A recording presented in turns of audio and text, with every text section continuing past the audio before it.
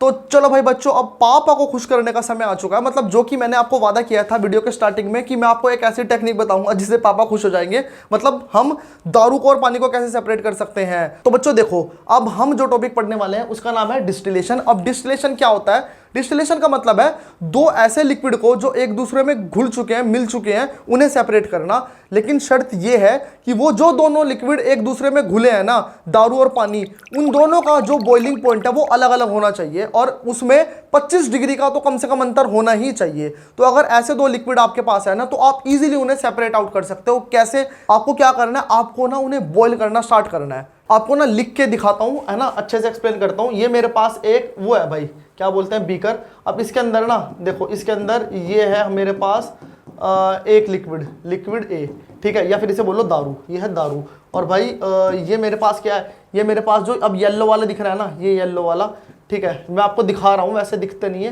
तो ये है येलो वाला है पानी, ये क्या है, पानी, ठीक है। और ये जो रेड वाला है, रेड वाला क्या है, दारू। अब देखो, पानी और दारू दोनों हमने मिक्स कर दिए। अब जनरली क्या होता है, जो दारू होता है ना, दारू भाई, दारू का जो बॉइलिंग पॉइंट है वो होता है कम, वो कम होता है। और पानी की बात करूं, पानी का जो बॉइलिंग पॉइंट है वो होता है ज्यादा, ठीक है। अब आपने इस मिक्सचर में आग लगा दी, ठीक है, आग लगाओ दारू के अंदर, खत्म करो इसे। तो आपने इस मिक्सचर के अंदर आग लगा दी, तो अब क्या होगा, जैसे आप आग लगाओगे इसके अंदर, तो टेम्परेचर धीरे धीरे बढ़ेगा, 10, 15, 20, 25। तो भाई टेम्परेचर जब उतना होगा, देखो टेम्परेचर धीरे धीरे बढ़ रहा है ना, तो सबसे पहले कौन मरेगा? सबसे पहले दारू मरेगी, दारू उड़ेगी, क्योंकि दारू की मौत आ चुकी है, दारू का अंत आ चुका है। अब उस सबसे पहले इसका टेम्परेचर आएगा ना, इसका टेम्परेचर कम है, बॉइलिंग पॉइंट, इसका बॉइलिंग पॉइंट आएगा, इसका बॉइलिंग पॉइंट कम है, तो ये इवेपोरेट होना स्टार्ट हो जाएगी। अब देखो, अब ये इवेपोरेट हो रही है, तो ये सारी की सारी, ये सारे पार्टिकल, जितने भी दारू के पार्टिकल है ना, ये सारे यहां से खत्म होना स्टार्ट होंगे, ये यहां से उड़ना स्टार्ट करेंगे।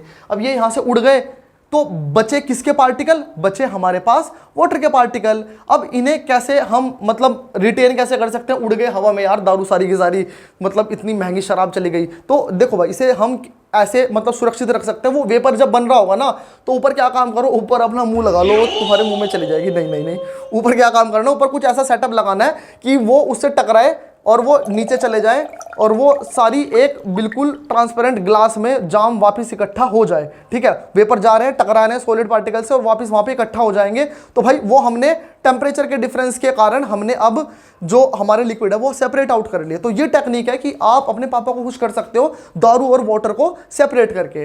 तो जैसे कि अब आप लोग इस 3D वाली पिक्चर में देख सकते हो, हमने क्या काम किया, हमने दो लिक्विड को इसके अंदर मिला दिया और हमने भाई बॉईल करना स्टार्ट किया। तो जैसे हमने बॉईल किया, तो जिसका टेम्परेचर कम है, बॉइलिंग पॉइंट कम है, वो जल्दी इवेपोरेट होगा और वो भाप बन गया। वो भाप बनी और वो इधर से ऐसा आया और यहाँ से वो ठंडा होना स्टार्ट हुआ। ठंडा हुआ तो हमने उसे कूल डाउन कर दिया।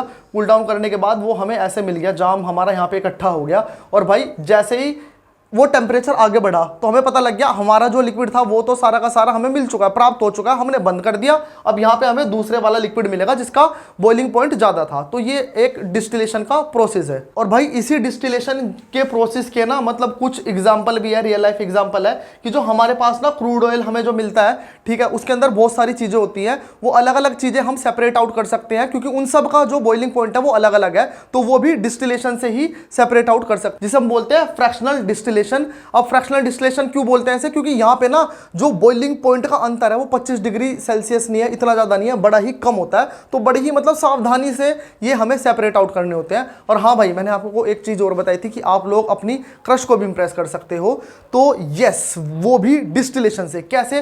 देखो भाई, इसका एक एग्जाम्पल एनसीईआरटी में भी दे रखा है। एक जगह है यूपी के अंदर, कन्नौज, वहाँ पर ना फूलों के परफ्यूम बनाए जाते हैं। कैसे बनाए जाते हैं परफ्यूम? देखो भाई, बड़ा ही आसान तरीका है। आपको क्या काम करना है, आपको पानी के अंदर ना रोज की बहुत सारी पेटल लेनी है और वो मिक्स कर लेनी है।